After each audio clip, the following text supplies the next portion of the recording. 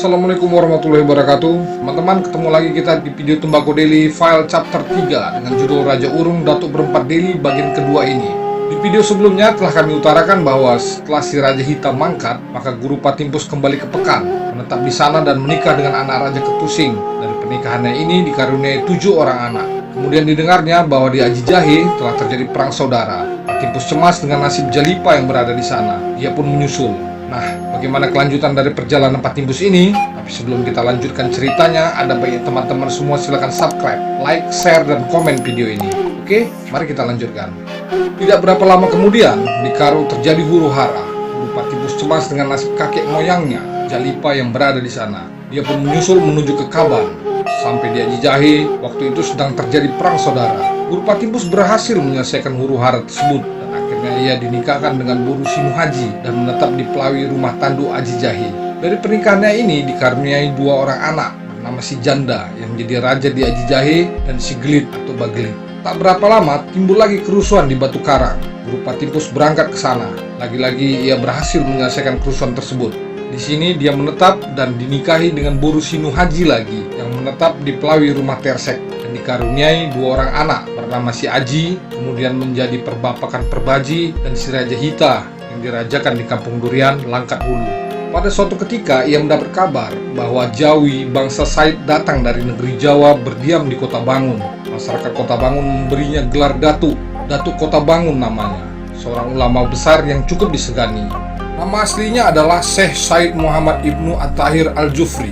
Dari namanya saja Said, berarti beliau keturunan baginda Nabi Muhammad SAW dari jalur Hasan dan bermarga Al-Jufri. Dia bermukim di hilir Sungai Lau Petani Deli atau Sungai Deli. Bukan ulama biasa, Datuk Kota Bangun juga tersohor karena memiliki ilmu gaib yang tinggi. Mendengar hal itu, rasa ingin menguji kehebatan Datuk Kota Bangun timbul. Guru Patimpus beserta rakyatnya turun melalui Sungai Babura, akhirnya sampailah di Kuala Sungai Sikambing. Di tempat ini, Guru Patimpus tinggal selama 3 bulan. Kemudian pergi ke Kota Bangun untuk menjumpai Datuk Kota Bangun. Konon ceritanya, dalam mengadu kekuatan ilmu, siapa yang kalah harus mengikuti yang menang. Dalam adu kekuatan ini, berkat bantuan Allah Subhanahu wa Ta'ala, Guru Patimpus kalah dan dia memeluk agama Islam. Kemudian dia kembali ke Aji Jahe dan berunding dengan para pengikutnya di sana. Dalam kata perpisahannya disebutkannya, serupa juga aku di sini dan di sana, sebab kita punya tanah sampai ke laut. Aku pikir jikalau tiada aku masuk Islam, tentu tanah kita yang dekat laut diambil oleh Jawi dari seberang. Guru Patimpus dan 7 orang besarnya kembali ke Kota Bangun. Mereka berguru dengan Datuk Kota Bangun selama 3 tahun lamanya. Suatu ketika Guru Patimpus berjalan-jalan melewati kampung Pulau Brayan. Kampung ini dirajai oleh bermarga Tarigan, keturunan Panglima Hali yang sudah lama memeluk agama Islam. Raja Tarigan ini mempunyai anak yang sangat cantik jelita. Melihat anak Raja Tarigan ini, Guru Patimpus jatuh hati. Tapi sayang, gadis ini selalu saja menghinanya dan berkata bahwa ia tidak mau bersuamikan Batak masuk Jawi.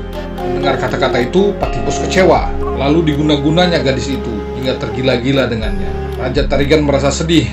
Kemudian dia meminta Guru Patimpus untuk menyembuhkannya. Setelah sembuh, Raja Tarigan menikahkan anaknya dengan Guru Patimpus. Setelah menikah, Patimpus dan istrinya membuka kawasan hutan antara Sungai Deli dengan Sungai Babura yang kemudian menjadi kampung ke-12, yaitu Kampung Medan. Dari pernikahannya ini, Guru Patimpus dikaruniai 2 orang anak bernama Kolok dan Kecik. Kolok dan Kecik pun belajar menghafal Al-Quran ke Aceh. Kedua putra Patimpus sangat cepat menguasai Al-Quran, sehingga masyhurlah nama keduanya hingga sampai kepada Sultan Aceh. Ketika menghadap Sultan Aceh, kedua anak Patimpus menyatakan bahwa mereka berasal dari Deli dan ayahnya adalah penguasa di 10 Kuta. Sebuah pernyataan yang menunjukkan bahwa Patimpus berkuasa secara politik di 10 Kuta. Sultan Aceh memberikan nama baru kepada anak-anak Patimpus, keturunan Panglima Hali, Raja Pulau Brayan tersebut. Yang tua diberi nama Hafiz Tua, dan yang muda diberi nama Hafiz Muda, karena keduanya hafal Al-Quran. Sultan Aceh kemudian meminta keduanya kembali ke tanah Deli. Kolok tidak mau menjadi raja menggantikan ayahnya, maka Guru Patimpus merajakan Kecik sebagai Raja Urung 12 Kuta yang beribu kota di hamparan Perak. Mendengar hal itu, Sebagelit dari Aji Jahe turun dan menuntut hak daerah kekuasaan kepada Guru Patimpus, ayahnya. Setelah berunding dengan para orang besarnya, akhirnya Guru Patimpus memutuskan 1/3 dari kerajaannya arah ke gunung diberikan kepada Bagelit sebagai Raja Urung Sukapiring yang berpusat di Durian, Sukapiring. Setelah Bagelit diislamkan oleh Datuk Kota Bangun, maka Kecik dan Bagelit disuruh menghadap Sultan Aceh kembali. Sultan Aceh menganugerahkan gelar Panglima dengan alat kebesaran sebuah gedubang dan mereka lalu dinikahkan di sana. Guru Patimpus akhirnya membuka perkampungan baru di Pulau Bening dan meninggal dunia di sana. Tetapi, tanggal 22 Maret 2010 dengan metode kepercayaan tradisional telah ditemukan makam Guru Patimpus di Kota Datar, Desa Lama, Kecamatan Hamparan Perak, Kabupaten Deli Serdang. Setelah Kecik meninggal dunia, anaknya melanjutkan dinasti Raja Urung 12 Kuta bernama Raja Muhammad Shah. Makamnya terletak di dekat makam putranya Masanah, daerah Petisah, Medan. Ia mempunyai 3 orang putra. Yang pertama adalah Masanah yang dikenal sebagai Datuk Saudagar. Ia menetap di Pulau Bening dan keturunannya berada di sana. Makamnya di samping makam ayahnya Muhammad Shah yang disebut makam Melintang. Anak keduanya adalah Pangeran Ahmad yang keturunannya menetap di Petisah. Dan yang ketiga adalah Raja Mahmud yang menjadi pengganti Raja Muhammad Shah. Saat ini pusat kerajaan yang meliputi 2/3 dari kerajaan Patimpus dipindahkan ke Terjun. Dia dimakamkan di sana. Raja Muhammad Shah memperluas kerajaan ke kawasan baru yang bernama Kuala Bekala dan Terjun. Kedua daerah ini kemudian disebut dengan Marhum Muhammad Shah Darat. Setelah Muhammad Shah meninggal, Raja Mahmud putranya memindahkan kerajaan ke Terjun. Raja Mahmud mempunyai 2 orang putra. Pertama adalah Pangeran Ali dan yang kedua adalah Pangeran Zainal yang memilih tinggal di Kelambir Tunggal dan kuburannya ada di sana.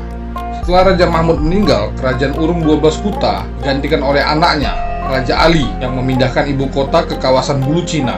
Kerajaan mulai makmur dengan perdagangan. Penghasilan kerajaan berasal dari ekspor lada besar-besaran ke Pineng dan Malaka. Ia mempunyai 1 putra mahkota, Banu Hashim, dan 1 orang putri, Bujang Semba, yang menikah dengan Panglima Amaluddin Mangendar Alam, Raja Deli ke-6. Kemudian Raja Banu Hashim, putra Raja Ali, menikah dengan Putri Manyak, kakak dari Datuk Sunggal Amar Laut. Raja Banu Hashim pun memperluas kerajaan sampai ke kawasan Kampung Bulu. Ia mempunyai 3 orang anak. Putranya yang pertama bernama Sultan Sri Ahmad, yang kedua adalah Putri Sri Kemala yang menikah dengan Sultan Osman Perkasa Alam Shah, Sultan Deli ke-7, dan yang ketiga adalah Sri Hanum, seorang putri yang menikah dengan Tuanku Sultan Haji Musa Al-Khalid Al-Mahadiyah Muazzam Shah atau Tengkungah, Sultan Langkat pertama. Setelah Raja Banu Hashim meninggal, kerajaan Urung ini dilanjutkan oleh Sultan Sri Ahmad. Pusat kerajaan pun dipindahkan ke Pangkalan Bulu. Kerajaan Karo Islam mulai tergeser karena menguatnya Kesultanan Delhi yang didukung oleh pihak Imperium Kesultanan Aceh. Sultan pernah menerima tamu bernama John Anderson pada tahun 1823. Kerajaan Islam Karo akhirnya takluk di bawah Kesultanan Delhi dan Sultan akhirnya masuk menjadi pembesar Kesultanan Delhi yang bergelar Datuk Panglima Setia Raja Wajir 12 Kuta. Pemerintahan Sri Ahmad di bawah Kesultanan Delhi akhirnya dipindahkan ke Hamparan Perak. Sultan Ahmad akhirnya meninggal dalam usia 119 tahun. Selanjutnya kekuasaan dipegang oleh Datuk Adil, kemudian Datuk Gombak, Datuk Hafiz Haberham, Datuk Sariful Ajas Haberham, dan sekarang dipegang oleh Datuk Adil Fredi Haberham dengan gelar akademik sarjana ekonomi. Beliau adalah ahli ekonomi kerajaan negeri Delhi. Datuk Adil Fredi Haberham mendapat gelar Datuk Sri Setia Diraja. Yang mulia Datuk Sri Adil Fredi Haberham ini dititahkan oleh Yang Maha Mulia Sultan Negeri Delhi Al-Mutasim Billah menjabat sebagai Wajir Urung 10 2 Kuta. Buku yang menceritakan silsilah datuk-datuk Hamparan Perak ini terbuat dari kulit alim atau kulit kayu dan ditulis dalam bahasa dan aksara Karo. Menurut sumber 10 2 Kuta, teks naskah ini disalin ke dalam bahasa Melayu, tulisan Arab Melayu pada tahun 1274 Hijriah, kira-kira tahun 1857 Masehi. Kemudian disalin lagi dan diteruskan riwayatnya ke dalam bahasa Melayu beraksara Latin pada tanggal 29 Desember 1916. Naskah aslinya musnah akibat revolusi sosial pada tanggal 4 Maret 1946. Namun panitia Hari Jadi Kota Medan memiliki salinan dalam bahasa Melayu. Riwayat Hamparan Perak ini juga pernah disalin ke dalam bahasa Belanda, Nota over de Landsgroten van Delhi, juga dalam Begraafplaat Report Gemeente Medan 1928.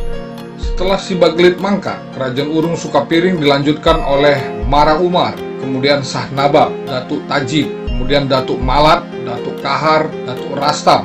Datuk Rastam diangkat sebagai Datuk atau Kepala Urung Sukapiring yang wafat tahun 1894 dan dikebumikan di pemakaman keluarga Sukapiring di Jalan Masjid Kesawan.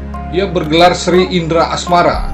Datuk Rastam merupakan cucu dari Guru Patimpus yang mempunyai hak ulayat atas wilayah Sukapiring. Pada masa Datuk Rastam sebagai Datuk Sukapiring inilah wilayah kekuasaannya sebagian dipergunakan menjadi pusat pemerintahan Kesultanan Delhi. Tanah Maimun dan tanah lain yang digunakan untuk pembangunan Mahkamah Kerapatan, Masjid Raya, Taman Sri Delhi, dan perumahan keluarga Kesultanan. Penyerahan tanah tersebut diterima oleh Kesultanan Delhi yang pada masa itu dipimpin oleh Sultan Ma'mun al-Rashid Perkasa Alam Shah, Sultan Delhi ke-9 yang berkuasa dari tahun 1873 hingga 1924. Kemudian setelah Datuk Rastam meninggal, kerajaan Urung ini diteruskan oleh Datuk Ahmad Fauji, gelar Datuk Sri Indra Asmara. Kemudian pada tanggal 10 April 2016 ditabalkanlah Datuk Rustam dengan gelar Indra Kesuma Diraja sebagai Datuk Sukapiring. Sekarang kerajaan Urung ini dipegang oleh Datuk Fauji Muris, gelar Datuk Sri Indra Asmara. Nah, demikianlah dua kerajaan Urung, yaitu Urung 12 Kuta dan Sukapiring yang menjadi keturunan langsung dari Guru Patimpus. Sementara itu, Urung Sinembah dengan ibu kotanya Patumba didirikan dan berajakan Raja Urung Bemarga Karo Barus yang sebelum mendapat pengaruh Islam bergelar Perbapakan Urung. Diambil dari profil lembaga adat budaya Karo, kerajaan Urung Sinembah Delhi. Sejarah Urung Sinembah bermula dari kedatangan Simbelang Pinggel atau Cuping atau Raja Sipul Tak Barus Sibras Sultan Mangendar Alam Harimau Putih pada tahun 1580 dari Kerajaan Barus Sibras yang berasal dari Pekan Tebu, pantai barat Sumatera. Keberhasilannya adalah membunuh harimau putih yang meneror kampung Tandukan Raga. Karena keberhasilannya ini, ia dinikahkan dengan putri Raja Piraus, Sibaya Tandukan Raga. Pada masa Haru berperang dengan Aceh tahun 1591, Sinembah kemungkinan turut andil dalam membantu Aru. Tetapi setelah Aru dikuasai Aceh pada tahun 1612 untuk memperjelas wilayah Sinembah, maka Sultan Mangendar Alam mengutus anaknya Taharim Barus ke Aceh untuk meminta pengakuan wilayah. Taharim berhasil mendapatkan pengakuan dengan pangkat kejuruan Sinembah dan dinikahkan dengan putri Raja Ujung Tamiang yang bernama Putri Saleha. Taharim mendapatkan gelar Gajah Mentah dan juga mendapatkan keris Beruk Berayun oleh Sultan Iskandar Muda. Nah, teman-teman, bagaimana kelanjutan dari kisah Taharim dan kerajaan Urung Sinembah ini? Simak terus video Tembako Daily File selanjutnya. Terima kasih telah menonton. Assalamualaikum warahmatullahi wabarakatuh. Yo, bye-bye.